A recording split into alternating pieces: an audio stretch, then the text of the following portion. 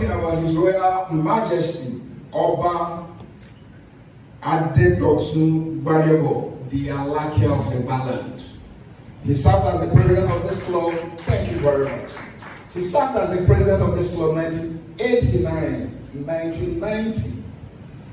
And after that came Rotary Olushoga Osunke, who unfortunately has also gone to be with the Lord. Please, can we give him a round of applause?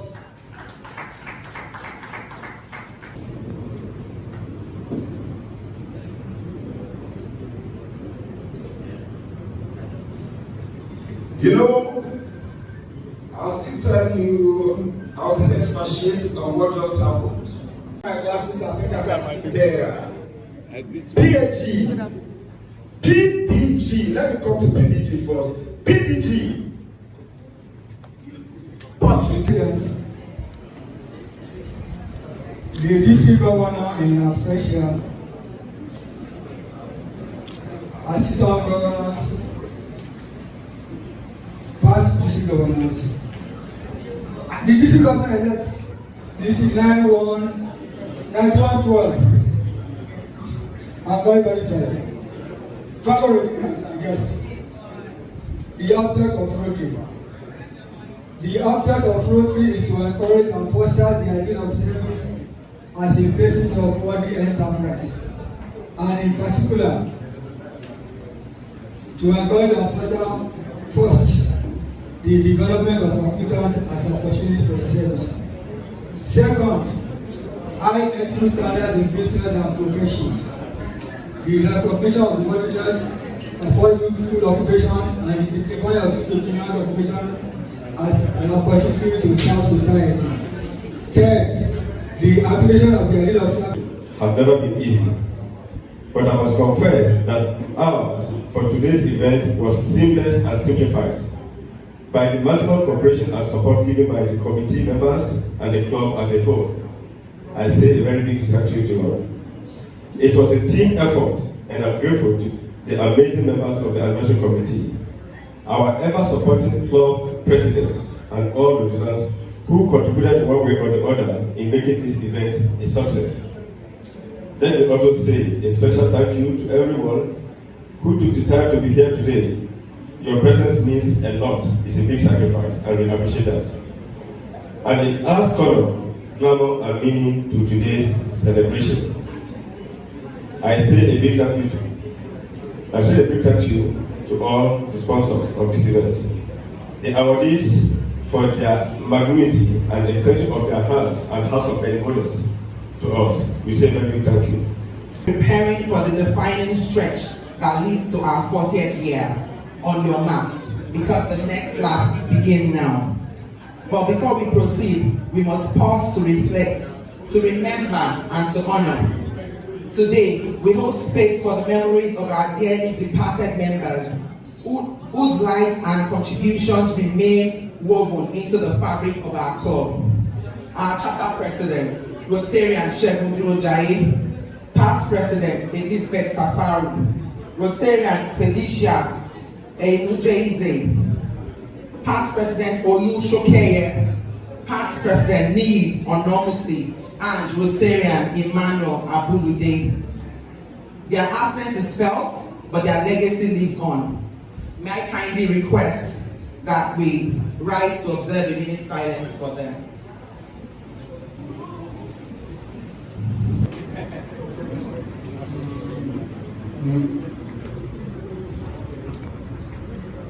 May their gentle souls rest in perfect peace. Towards supporting the eradication of polio, we welcome your generosity, because together we are writing the final check among commitment. The energy in this room tells me that we are ready to move forward and ready to serve. I see you, Rotary just in this way. I see you. I see tonight we are coming. I'll take it one by one. Distinguished ladies and gentlemen, our AG is in the house. My AG, please come. Hi. My AG, we served the same year as president. Rotary, vivele, vivele, Rotary.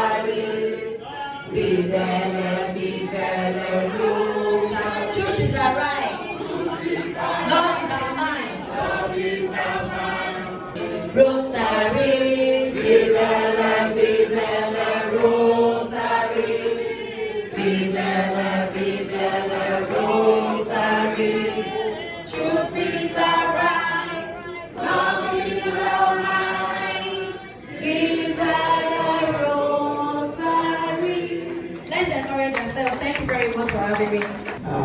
It's a privilege to stand here in front of you. I think I just have 1 minute. Fortunately, my late father was a Rotarian as well.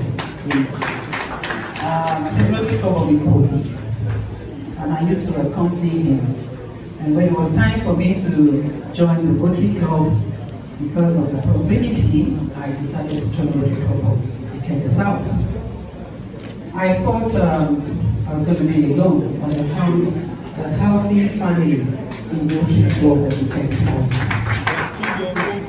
We could have a rancor, we could have misunderstandings, but we still were and still are brothers and sisters.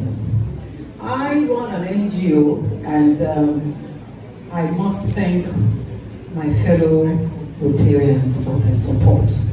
I cannot thank you enough. You've been wonderful, and where is Rotarian past PhD? Ikeja South. Therapy. You know, she will say, you this boy, come and sit down here. Come, why are you shy? And everything. So it was, I mean, they were welcoming, everything was fun. Ikeja South was fun, is still fun, and will always be fun. And one incident happened. My year as president, that was 2006, 2007. PhD Badoki is not here, and PDG Adobe is not here. PDG Adobe was the DG when I was president. An incident happened and got me close to PDG Remy Bello. You know, I got a call one day from my wife, and she was like, somebody just hit the car now on the Obakran. Can I have your attention? How are you today? You're looking so radiant. I thought I was tall until I met Rotarian Olatito, and I really knew that I was shocked. Thank you very much. Not just tall in stature, but tall in all respect, especially when we come to performance. I want to thank you for what you have achieved in your year as irresistible president. She looks so magical, doesn't she? Yes, yes. Thank you very much. Handshake. That it is during your time we are celebrating 38 years of Rotary Club of Ikeja South. Thank you. Congratulations.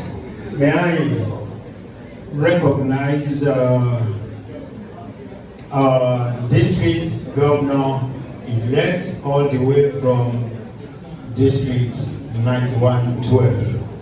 Can you please clap for him? He's taking, I'm sure he paid a lot of roles as the immediate past district governor and also a bona fide past district governor and all rights. Of course, and the only Kosheleri of 9110, the first district governor of 9110, welcome you.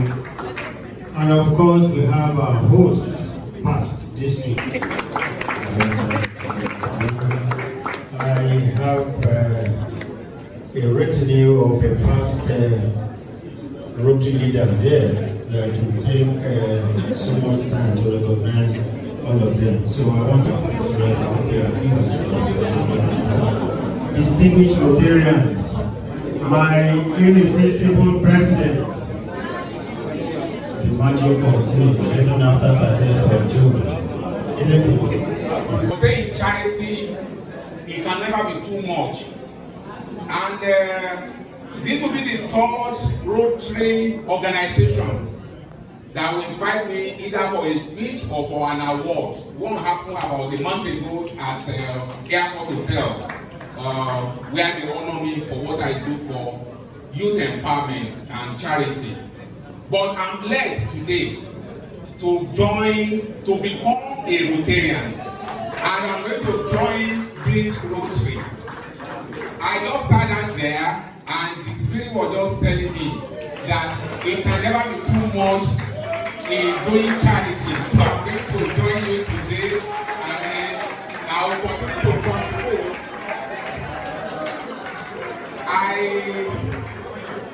I thank my brother. My company trains over 100,000 youth every year. We are the largest training organization in Africa. We train in universities, schools, military, and the rest of them. And personally, we award about 20,000 scholarships to NYSC and the rest of them.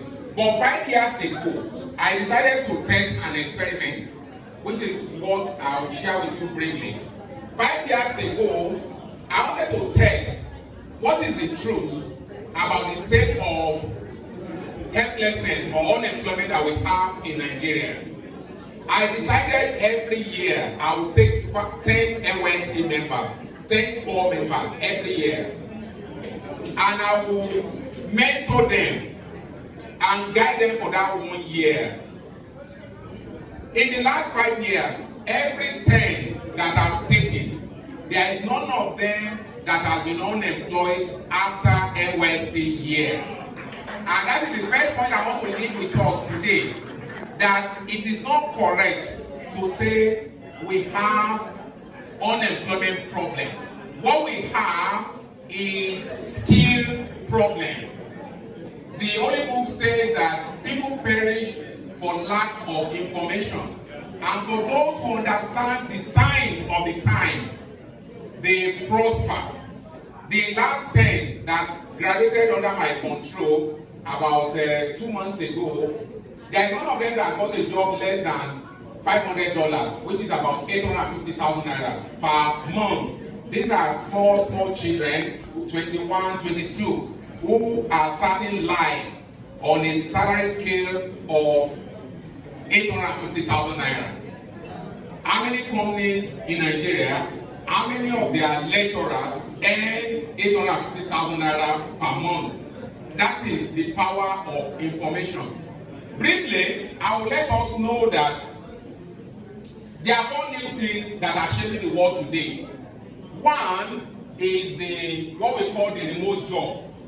Remote job is one of the reasons why we don't have revolution in Nigeria. A lot of you may not know, but hundreds of our youth are in remote jobs today. They work flexibly. They work in their homes. All they need is internet, laptop, and food in their stomach. And then they work for companies in Malaysia, companies in Canada, companies in UK, companies in US, and they earn per day, depending on their level of experience and level of their skill. Some earn the usual boys that I mentioned. Some of them earn as much as $10 per hour. So when they work for 4 hours, they already earn $40 in that day. So some of them are no more liabilities to their parents. And after a period of 1-2 years, some of them have boys who earn up to $12,000 per month. And these are boys who are still not yet married. So one of the things, the drivers of the economy today is remote job. The second point which I want to leave with us is what we call the platform economy. The platform economy is going to replace most of the things that all of us are used to. You see, when you want to buy something on online now, you go to Alibaba, you go to Temu, you go to Amazon. So any of us here, when you have younger ones, either your cousins or your children or whatever, you let them know that they should think platform economy in anything they want to do. Think platform economy. For instance, if somebody, a youth, here now, gathers together all the lawyers, all the baristas in the Ikeja district. So when someone is looking for a law service, all he needs to do is just to go to that platform and then he gets what he's looking for. If somebody is looking for a plumber now within this district, I can bet you are going to rely on asking questions from your neighbor, from one person to the other. But if a youth sit down today in his laptop and he gathers together all the artisans in Ikeja district alone today, plumbers, mechanics, and the rest of them. I'm sure most of you, when you need such services, that's the place you go to, and before you know it, that will be another Jeff Bezos who created Amazon. Amazon was created as a bookstore. It was selling old books, but from there, he became one of the richest men in the world. So platform economy is the future of the youth that we have today.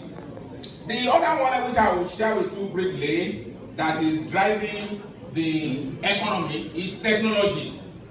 For all you get, try and get technology. Even at this stage, it's never too late to get technology because the world has left the stage of analog permanently, and we're not going back there again.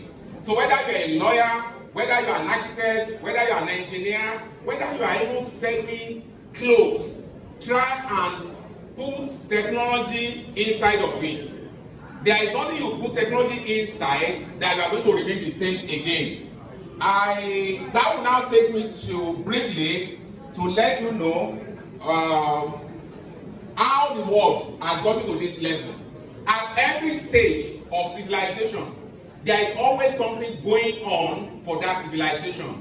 In the 17th century, it was agrarian revolution. The richest people in those days, they were farmers. At that time, the bigger your farmland, the richer you become. When it came to 18th century, that was the period of industrial revolution. The richest people then, they were the Unilever brothers of this world, where I work briefly. They are the Mr. Dunlop of this world. They are the Mr. Coca-Cola of this world. That was what was going on for that generation. If you want to be successful in that generation, you either join an industry or you create an industry. But today, I'm here to let you know that the world has changed, and it has changed 360 degrees in our presence. What is driving the world today is what we call artificial intelligence. Artificial intelligence. And because our forefathers lost out in the 17th century agrarian revolution, our forefathers also lost out in the 18th century during the industrial revolution. And the 19th/20th century information revolution, that was when Bill Gates and co, when they created Microsoft Windows, when Oracle created Oracle, HP created those ones. We also lost out. The last chance we have as a race, black race,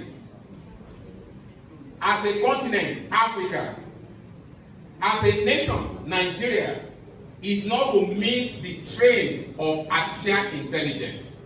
If we miss the train of artificial intelligence, our species, our kind, people who look like us, black people, we are vulnerable to being replaced by artificial intelligence.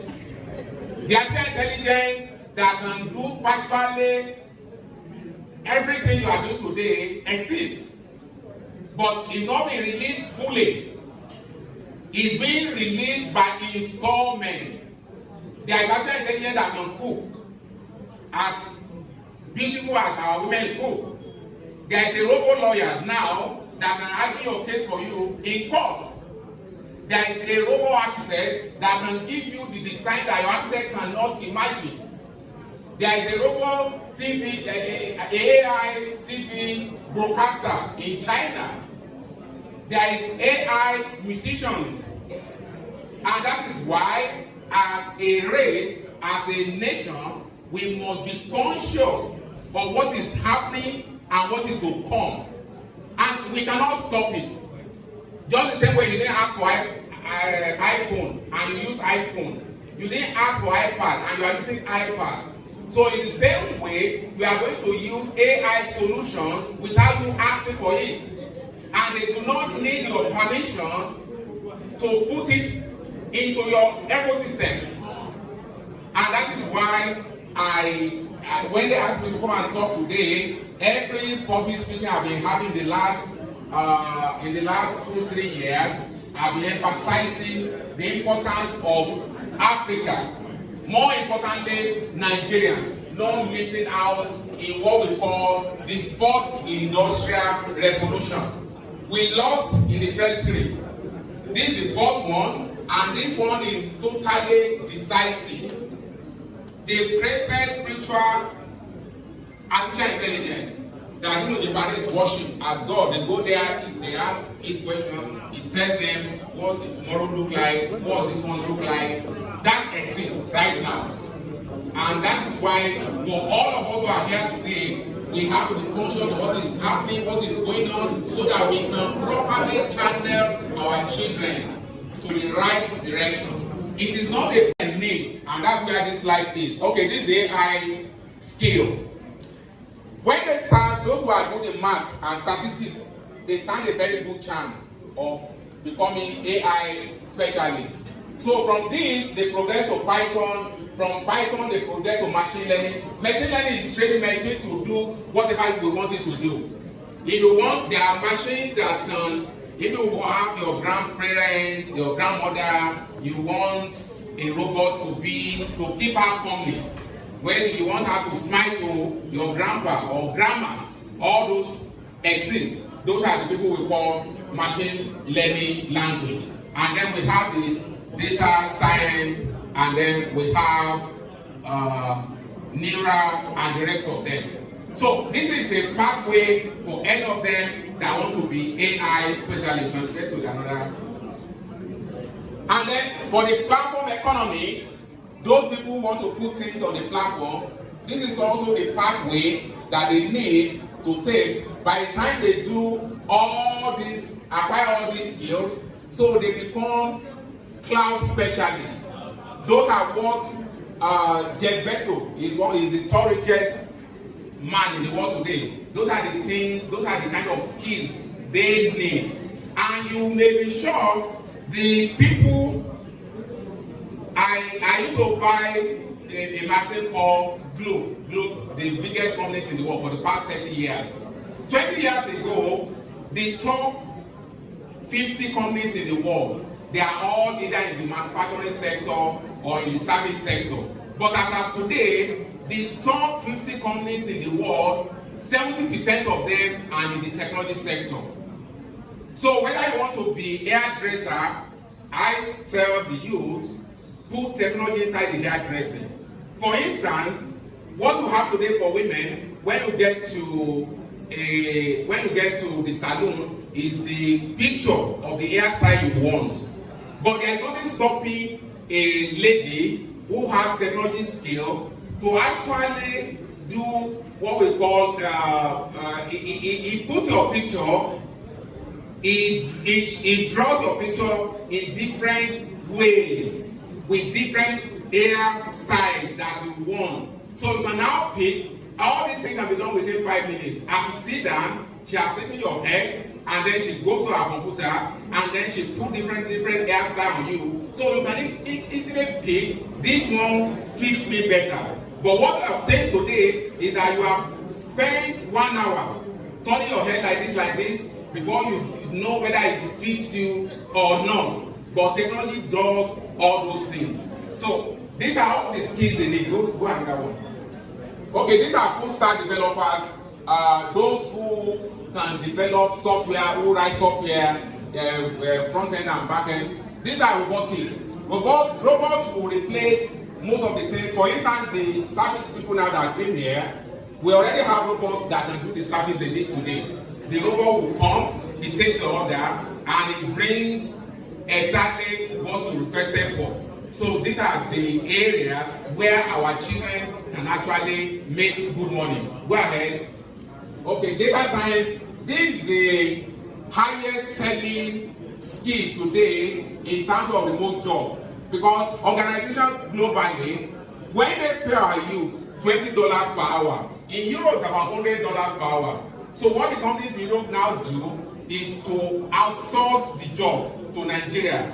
And $20 per hour is a lot of money to us, but in Europe it's not so much money to them. So for data scientists, there are plenty of jobs there. I'll show you some of the vacancies that exist today. Go ahead. This blockchain, as we go ahead, everything in the world will sit on blockchain. Blockchain is that our information on the internet is now segmented in different sections. For instance, we have trillions of naira tied down in Lagos today in real estate, and I'll tell you why. The reason being that all the assets are not online.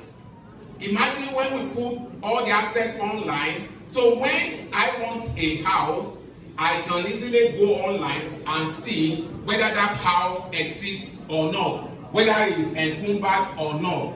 So that's what the blockchain does. Go ahead. This is the current situation. So when people say there are no jobs, there are actually jobs. So software engineers, they pay them $80,000 to $150,000. In US, in Canada, they pay them $60,000 to $100,000. In UK, they pay them $65,000 to $120,000. That's per annum. Go ahead. This is Australia. Go ahead. Well, everything is not about IT. Our youth can equally go into agriculture. They can develop apps that farmers can use globally, or in a district, or in a state, or in a community. So they can put tech inside the agriculture. So they can develop drones that farmers would need to decide where pests are on their farm, so that it's not just fumigating the entire farm. The pest may be at a different location, but the farmer will not see, but drone can see. So that's why I also believe I agree with this. Finally, go to entertainment. This is one of the biggest opportunities our youth have today, entertainment. Like the MC. MC is now a profession. The guy I use in my house every December Christmas party, he charges me about 300,000 just to conduct an event. One day I challenge him, he said, no, I'm also a professional the same way you are. So in entertainment, there are so many opportunities. It's a $2.6 trillion market. Go ahead. So these are the opportunities in entertainment. They can do digital content creation, music and art performing, gaming, film and television, marketing, event management, technology and innovation. So all this exists for our youth, and for any of them to be prosperous. When I was small, my father would take us to the farm. The respect a farmer gets is dependent on the size of your farmland, how many children you are able to deliver or give to manage your farm. But all those things have changed. Whether you are now a teacher or a nurse or a lawyer or a trader, for all you acquire, for all you get, try and get technology. I will end by quoting Charles Darwin. Charles Darwin was a biologist. He lived 18th century, in the 18th century. And he said, it is not the strongest of animals that survive. It is not the smartest of animals that survive, but it is that one that is most adaptable to change. What I've shared with you today, reflect on it and take action. That's where progress lies. Thank you very much. I appreciate you. Before I go to my seat, the Holy Book says you should. Please, Ikeja, can you join us? Can you join us? The Holy Book says you should test every spirit to know whether it is genuine or not. That spirit that tells you to become a Rotarian is definitely genuine. As your CD was being read, and I want to appreciate PAG Yinka, why I had difficulty reading that CD. After your speech, and I appreciate the kind of person that you are. So as your CD was being read, my spirit was telling me that this man should be a Rotarian. So our spirits are congruent, and we are just so happy to have you as a Rotarian. You've been operating with Rotary core values outside of Rotary, but now you have joined us, and I dare say that you are going to be a great asset not just to Rotary Club of Ikeja South, but Rotary generally. And let me quickly appreciate the lecture that you gave. Very contemporary, very useful, and there's no doubt that remote work is the end thing now. Platform economy, you have told us about it, and of course the biggest of them all is artificial intelligence, which is going to revolutionize the way we live. So thank you very much. We're also bringing that into Rotary. Yes, thank you very much. And your last quotation, you're talking about adaptability.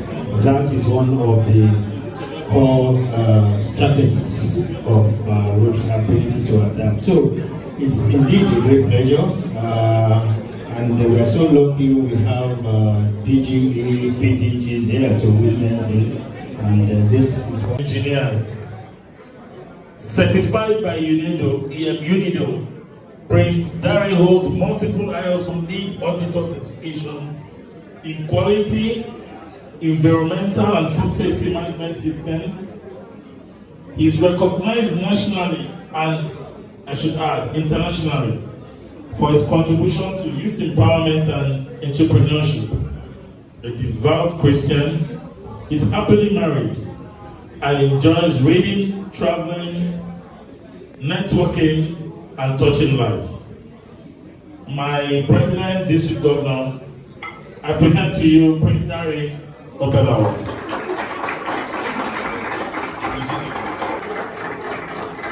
She broke the world record twice at the event.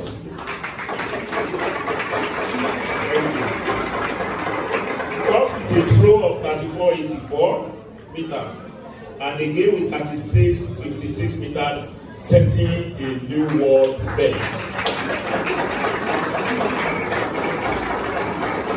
2024 Summer Paralympics in Paris, completed in the world's shot put F64 final and placed fourth with a throw of 11.49 meters. That's world.